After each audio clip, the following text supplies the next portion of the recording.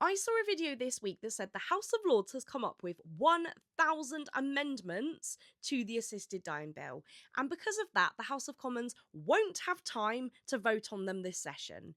Basically, the claim was the Lords have stopped the bill dead in its tracks. But is that true? Let's look at some evidence and dig in. So, what's actually happening? First, the facts. The bill in question, the Terminally Ill Adults End of Life Bill, is currently in the House of Lords. At committee stage, over 1,000 amendments have been tabled. These amendments cover everything from mental capacity safeguards to cross border patient rules and how doctors would approve assisted dying requests. Now for the context. Is this normal? Let's look at the precedent.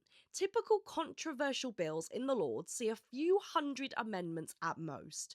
For example, the Employment Rights Bill had 646 amendments.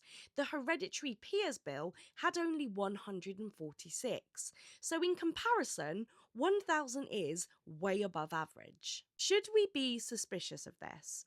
Well, the bill is controversial and sensitive. Assisted dying is ethically, medically, and legally complex. One could argue that a high number of amendments reflects serious scrutiny. Not all amendments are frivolous. Many are trying to refine safeguards and definitions to make sure the law works as intended. So, are they being tactical? Here's the other side. The sheer volume is unusual, especially for a 51-page bill. Critics say this looks like a strategy to run down the clock, what some call a filibuster by amendment.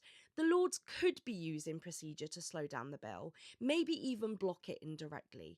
That's a possibility worth considering.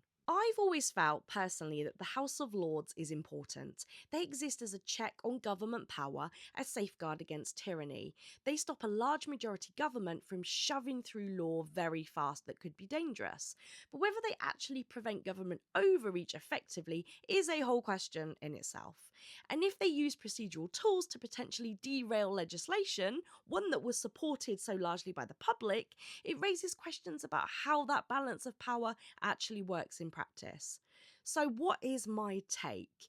The amendments are partly serious, partly tactical. This isn't just normal scrutiny, it's an unusually high number compared to other bills. While some amendments clearly serve to refine and protect the law, the volume and the timing also suggest strategic use of procedure. Ultimately, this situation shows how even institutions designed to check power have complex impacts, and it's worth thinking carefully about what balance we want between scrutiny and action.